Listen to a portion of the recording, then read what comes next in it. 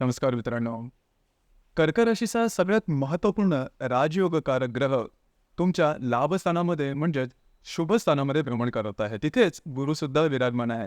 मात्र तुमच्या राशीचा सगळ्यात अशुभ फलदायी ग्रह शनी जो की तुमच्या अष्टम स्थानात मृत्यू स्थानामध्ये भ्रमण करतो आहे आणि तो वक्री आहे. याचप्रमाणे या महिन्यामध्ये बुध जो ग्रह आहे हा सुद्धा वक्री होणार आहे. तर एकंदरीत या सर्व ग्रहांचे जे प्रभाव परिणाम असतील हे तुमच्या दैनंदिन आयुष्यावरती ऑगस्ट महिन्यामध्ये कशा प्रकारे प्रभाव करतील आणि त्याचे प्रभाव परिणाम नेमके कशा प्रकारचे असतील या सर्व संदर्भातली खुलासेवर चर्चा आपण या व्हिडिओमध्ये करणार आहोत. तर सगळ्यात पहिल्यांदा आपण चर्चा करणार आहोत तुमचं स्वास्थ्य शारीरिक किंवा मानसिक हे नेमकं कशा प्रकारचं असेल.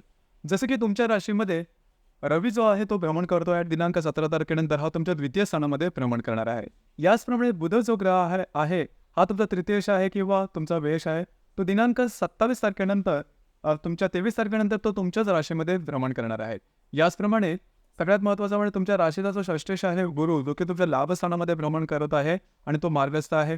शनी मात्र जो आहे तो तुमच्या अष्टम स्थानामध्ये आणि तो वक्री आहे. तर एकंदरीतच सांगायचं झालं तर या संपूर्ण महिन्यामध्ये जसं तुम्ही गेल्या साधारण 10-15 दिवसामध्ये बऱ्याच प्रमाणात ॲक्टिव्ह झालेला आहात, तर तो जो ॲक्टिव्हपणा आहे हा तुम्हाला याही महिन्यात दिसून येईल. थोडंसं फिरणं वगैरे असेल परंतु महत्त्वपूर्ण कामं तुम्ही करू शकाल.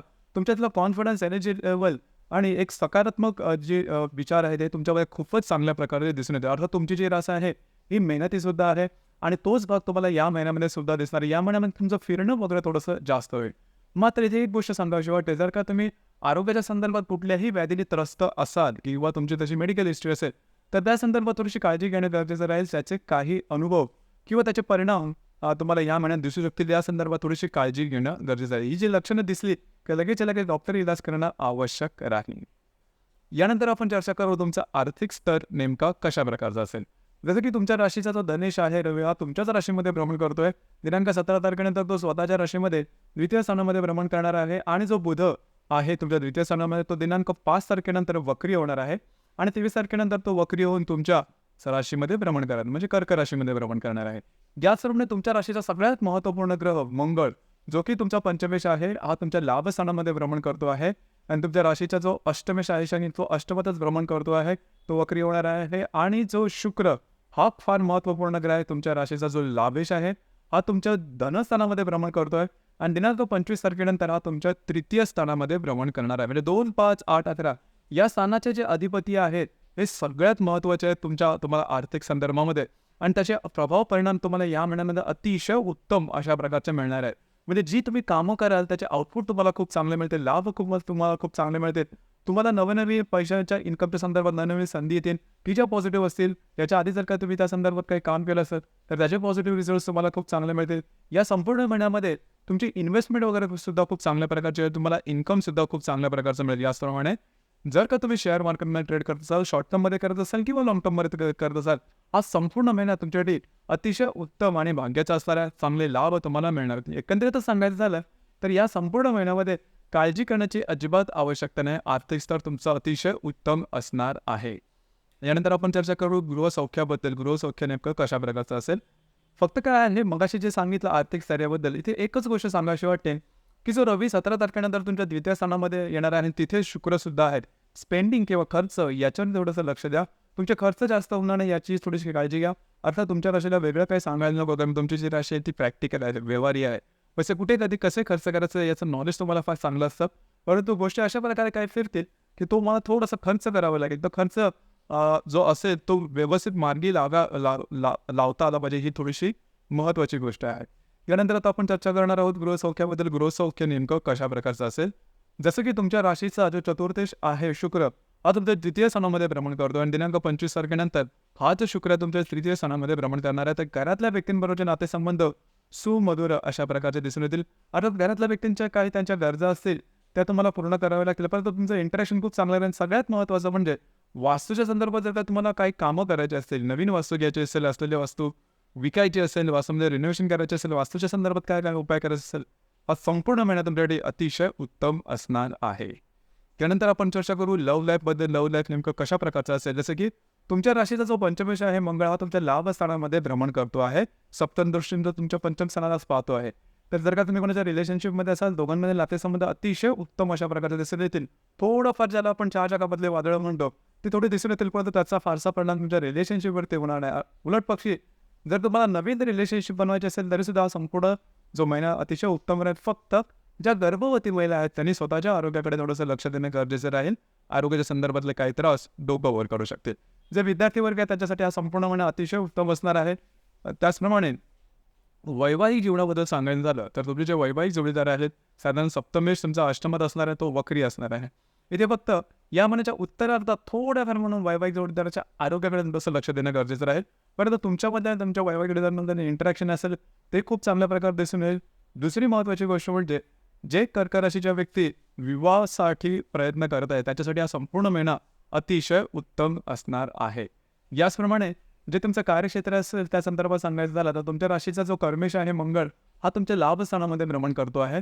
तर जे काही तुमचं कार्यक्षेत्र असेल, त्या ठिकाणी तुम्ही कामाचा ठसा उमटवाल. तुमचे सहकर्मी किंवा वरिष्ठ असतील, त्याच्यावर तुमचे नातेसंबंध अतिशय उत्तम राहतील. याचप्रमाणे करिअरच्या नवनवीन संधी तुम्हाला सुद्धा या महिन्यात निश्चित मिळतील, की ज्या पॉझिटिव्ह असतील. तर एकंदरीतच सांगायचं झालं, संपूर्ण महिन्यामध्ये काळजी अजिबात करण्याची आवश्यकता नाही. उलटपक्षी गोष्टी तुमच्या अपेक्षेप्रमाणे होतील.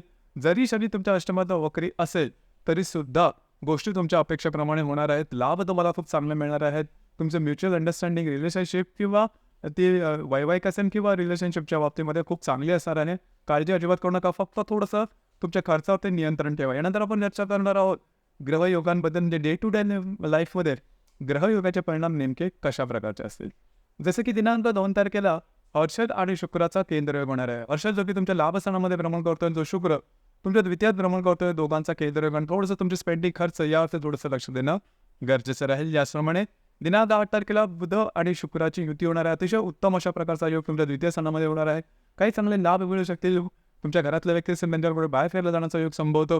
काही महत्त्वपूर्ण इन्व्हेस्टमेंट तुम्हाला या दरम्यान मिळू शकते किंवा तुमच्याकडून होऊ शकतील. याचप्रमाणे दिनांक 14 तारखेला मंगळ आणि गुरुची युती होणार आहे. अतिशय शुभफलदायी अशा प्रकारचा तुमच्या लाभस्थानामध्ये मंगळ गुरुची युती तुम्हाला काही चांगले लाभ देईल. महत्त्वपूर्ण इन्व्हेस्टमेंट होऊ शकतील. यापूर्वी जर का तुम्ही काही कामं केले असेल, त्या संदर्भातले महत्त्वपूर्ण आउटपुट तुम्हाला या दरम्यान मिळू शकतील. तुमच्या कार्यक्षेत्राच्या संदर्भात नवनवीन संधी तुम्हाला मिळू शकते. फक्त काय होईल की तुमचे जे सिबलिंग असेल, तुमचे जे भावंड असेल, त्यांच्यावर थोडाफार प्रमाणात वादविवादाचे प्रसंग निर्माण होतील. परंतु मंगळ गुरुचा हा जो युती योग आहे तुमच्या लाभस्थानामध्ये, हा तुमच्याकडे अतिशय उत्तम अशाच प्रकारचा असणार आहे. यानंतर दिनांक 16 तारखेला मंगळ आणि शनीचा केंद्रयोग सुद्धा होणार आहे. शनी जो की तुमच्या अष्टम स्थानामध्ये भ्रमण करतोय, वक्री आहे.